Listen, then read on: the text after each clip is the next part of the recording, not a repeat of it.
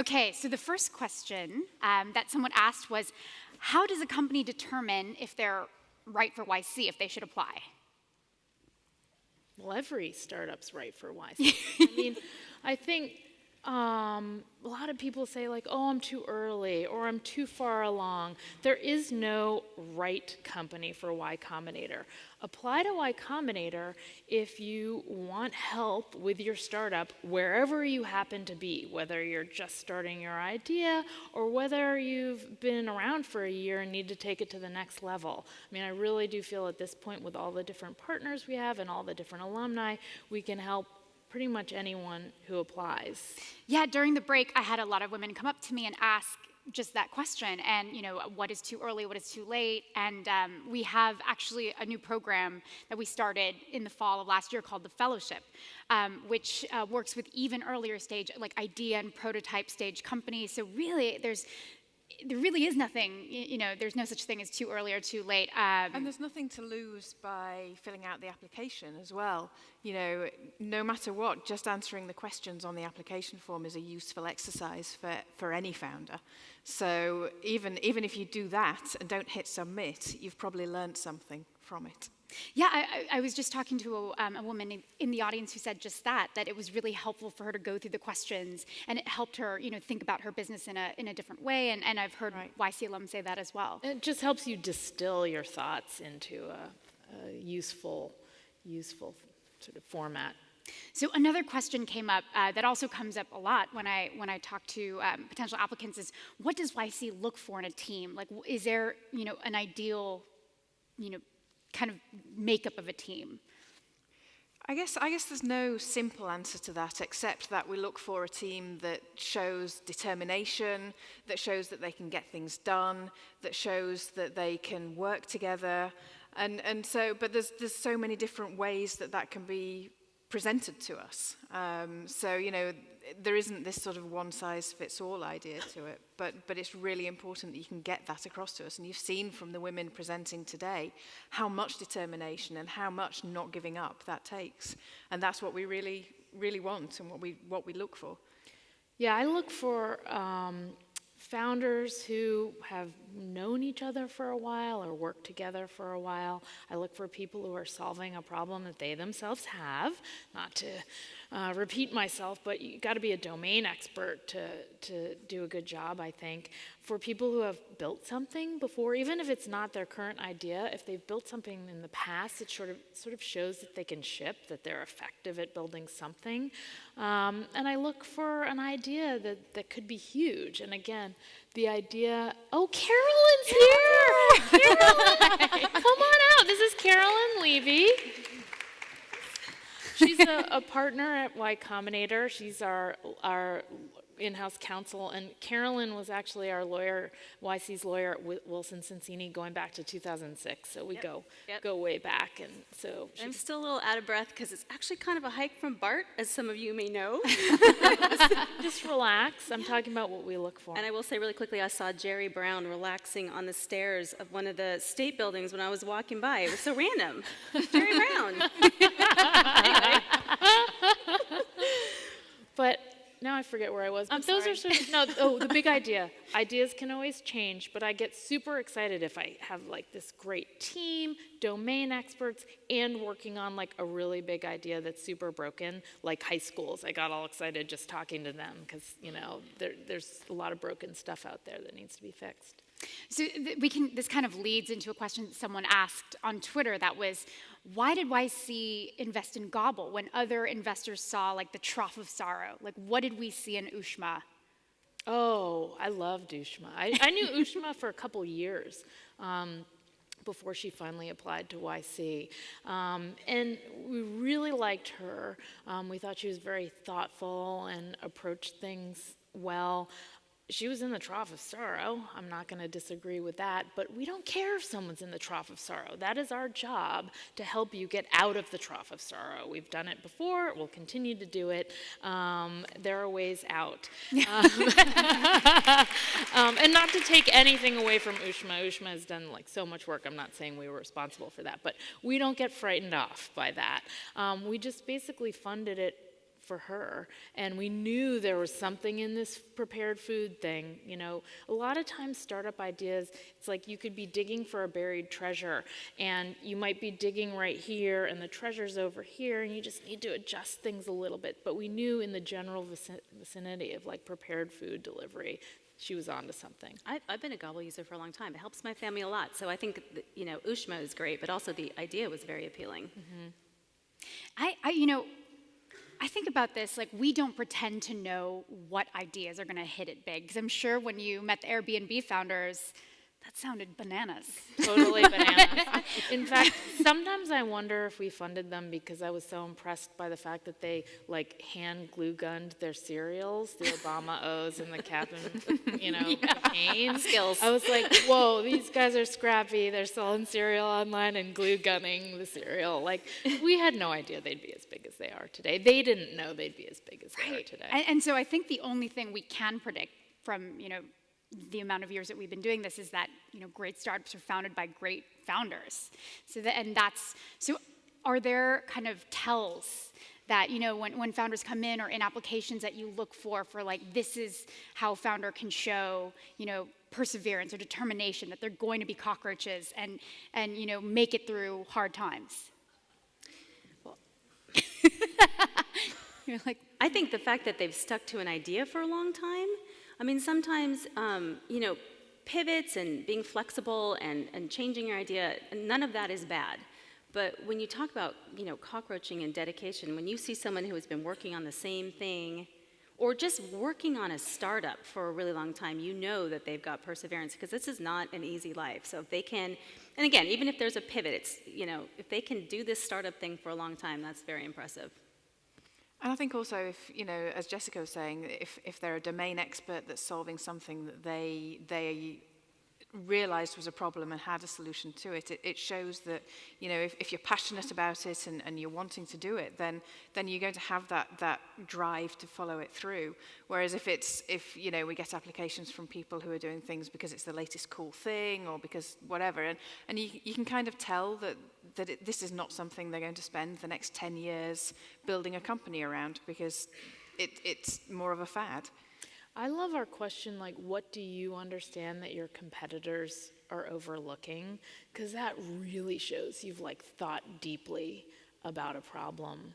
So I love that. And just in our interviews, even though they're 10 minutes long, you really can get a feeling for if someone has thought deeply about their problem and if they're sort of flexible-minded about things, and just in a conversation you can kind of tell if they really understand what they're doing or not. Usually that shows by being able to explain what they're doing clearly and succinctly. Oh, God. And if we get through an interview and we still don't really understand it, then it shows that the founder has not thought it through enough to be able to distill it down. We have had interviews where we've said, like, we are 5 minutes into this interview and we still do not understand what you're doing. Please tell us what you do.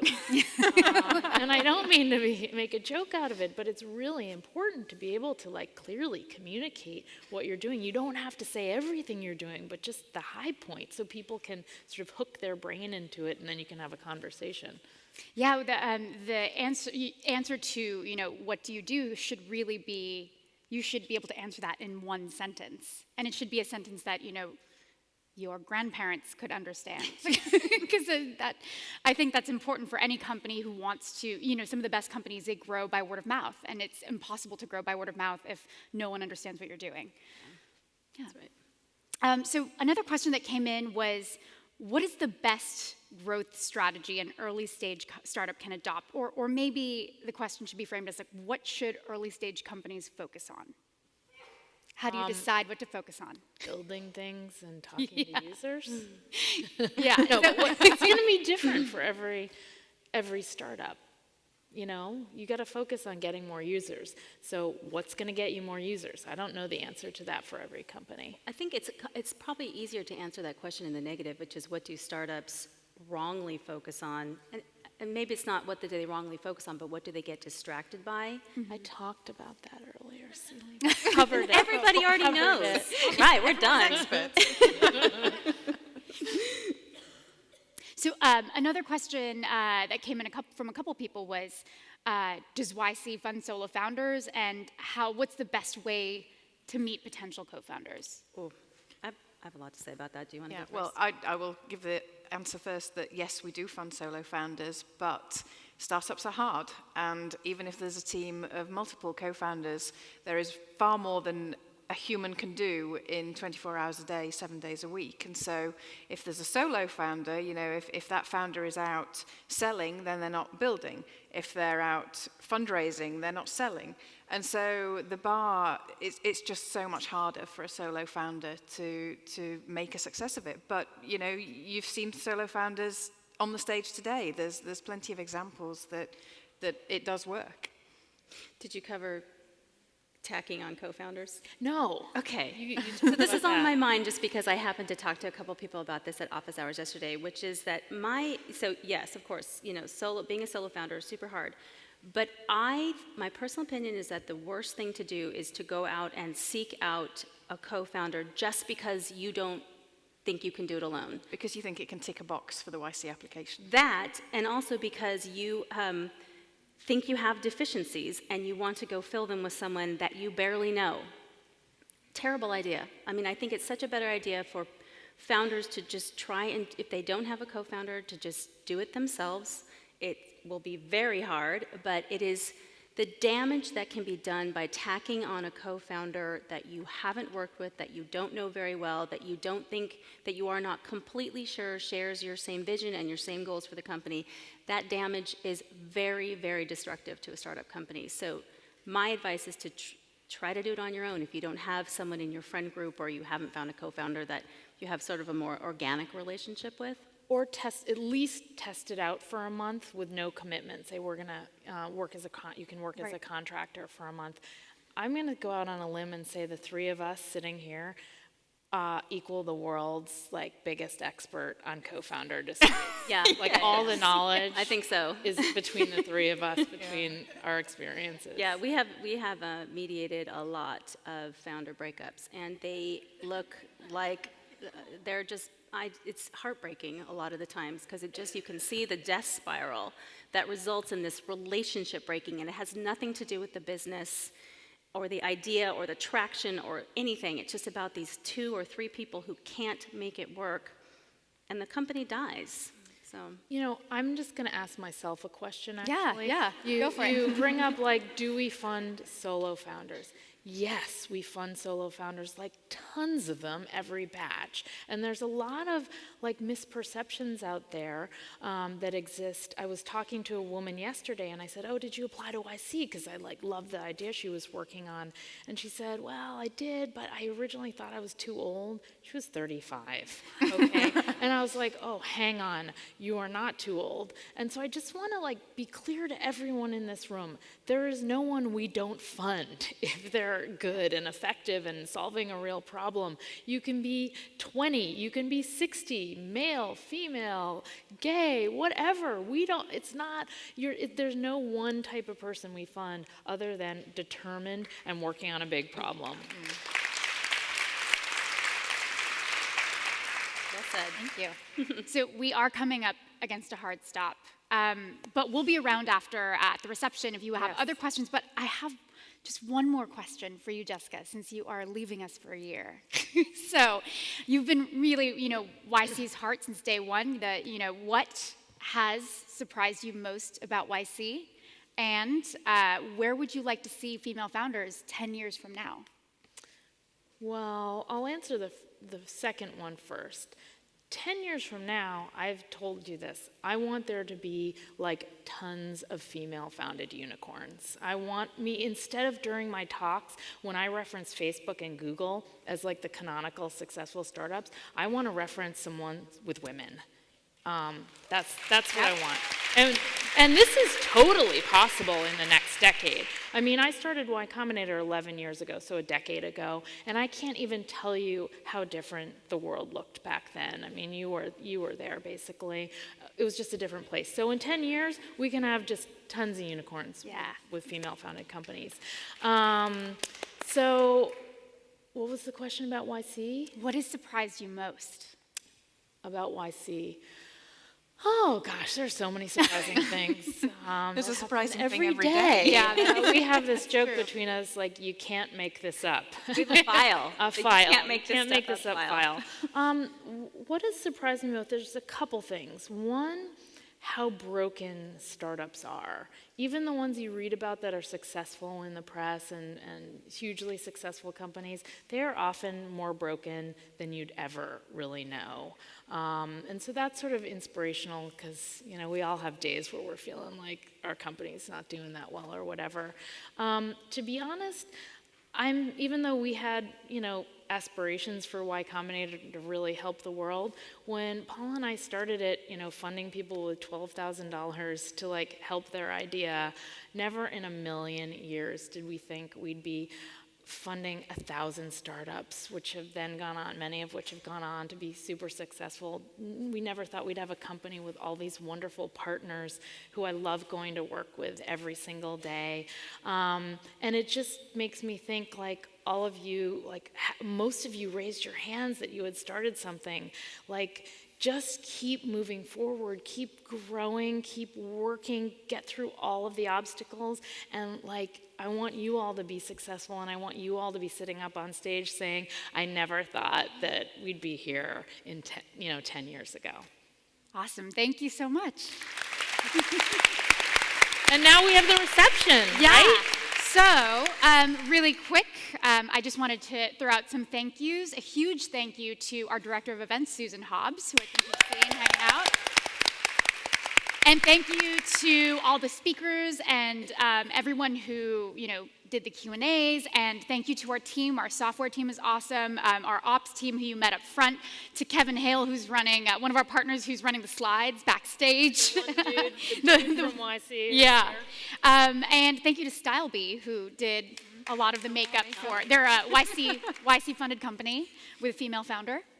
And also, most of all, thanks to you for coming, because we do this for you, and it's a huge pleasure to meet all the women who are here today. And so we'll see you upstairs. So yes, we're in the green room upstairs on the balcony level. And so one thing I wanted to note is that we have a photographer who's up there named Ari, and she's doing portraits. And so if you'd like your portrait taken, she's doing a kind of portrait series on female founders. She'll send you your portrait for free. And so yes, so if you see her up there and want yours done, she's happy to do it. And so we'll see you up there. Thank you.